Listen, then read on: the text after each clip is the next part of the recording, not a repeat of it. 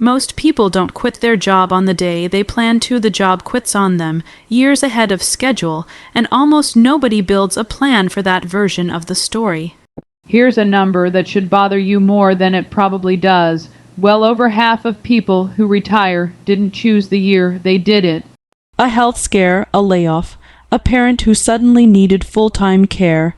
Something else made the decision for them, usually a few years before their own target date. And the strange part isn't that it happens. It's that most of the people it happens to had a plan that looked completely solid right up until it didn't. A good plan can still fail if it only works on schedule. Think about it like packing for a trip based on a weather forecast that's accurate for the first 3 days and a total guess after that.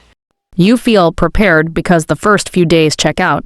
Nobody warns you the rest of the forecast is decoration.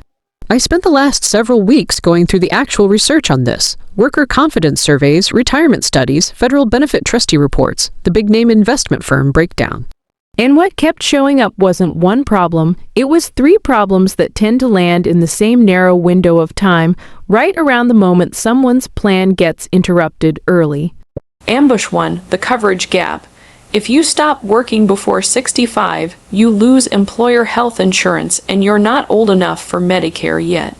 That gap can run 2, 3, even 4 years, and in 2026, with pandemic era subsidies gone, marketplace premiums for someone in their early 60s can run over $1,000 a month per person. That's not a rounding error in a budget. That's a second mortgage payment with no house attached to it. Ambush 2, claiming too early. Start collecting Social Security at 62 instead of waiting for full retirement age, and the monthly check is cut by roughly a third permanently. Wait until 70 instead, and it grows by about 8% a year, guaranteed, for every year you hold off. There is no other guaranteed return like that anywhere in personal finance. And yet the majority of people claim early, usually because they need the cash, not because they ran the math. Ambush 3, the growth you don't get to finish. Retirement accounts don't just hold money, they grow it.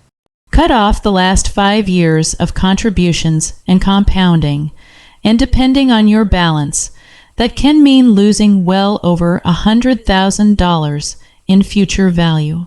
Not because you spent it, because it never had time to become what it was going to become. Here's a story that makes this concrete. Call him Owen, 54 years old, a steady job, a 4, 101K, a little over $200,000, and a plan to retire at 66. On paper, it worked. He ran the numbers with an advisor. Contribution rate, expected return, target balance, all lined up. At 57, Owen tore a ligament in a weekend hike.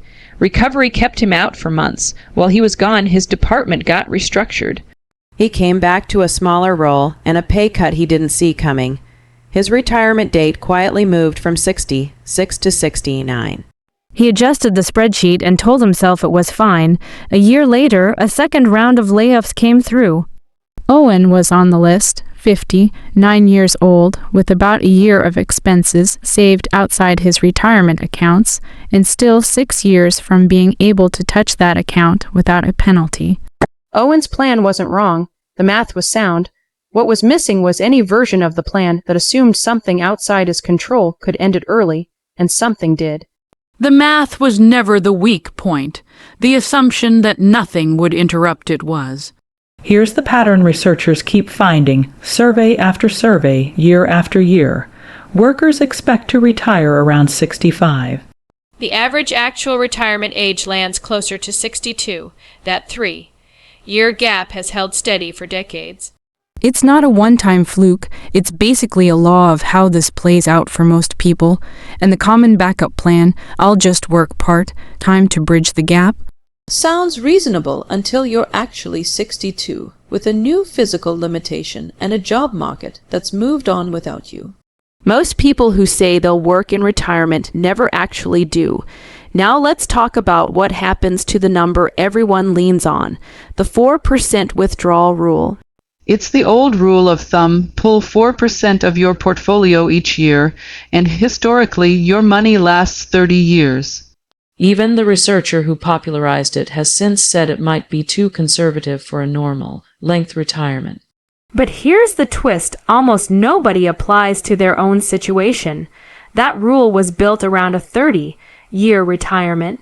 If you're forced out early and your retirement stretches to 30, 5 or 40 years, the safe withdrawal number drops closer to 3% or 5%.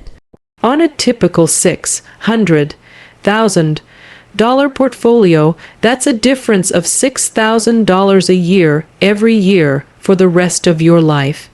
Stack all three ambushes on top of each other: the coverage gap, the early claiming penalty, the lost growth years, plus a lower safe withdrawal rate because you're now planning for longer, and a retirement that looked fully funded on a spreadsheet can fall short by hundreds of thousands of dollars in total lifetime spending. Rhetorical question worth sitting with. If your job ended tomorrow, not next year, not on your schedule, tomorrow, how many of the moves in your current plan would still make sense? For most people, the honest answer is not many, because the plan was never stress-tested against that scenario in the first place. So here's what actually helps. 3 things you can do this week. First, rerun your numbers assuming you stop working at 62, not 65 or 67. Use a 5% withdrawal rate instead of 4% to account for a longer horizon. If that number scares you, good, that's the number telling you something your original plan wasn't. Second, put a real line item in your budget for pre-Medicare health coverage. $12,000 to $13,000 a year per person is a realistic planning figure for 2026 if you're retiring before 65. Most people budget half that if they budget for it at all. Third, treat your Social Security claiming age as an investment decision, not a scheduling preference. An 8% guaranteed annual increase for delaying past full retirement age is one of the best risk-free returns available anywhere. If your portfolio can support waiting, waiting usually wins. Plan for the version of retirement where you don't get to choose the exit, because statistically, that's the more common one. None of this means panic. It means checking the fuel gauge before you're already over the mountains. If this changed how you're thinking about your own timeline, hit like. It genuinely helps more people see this. And if you want more breakdowns like this one, subscribe to Winds of Thought. I'm building this channel around exactly this kind of thing. The numbers people skip because they're uncomfortable, made simple enough to actually act on. Next time, we're going to run this same stress test on a much more common income level, and the results might surprise you more than Owen's story did.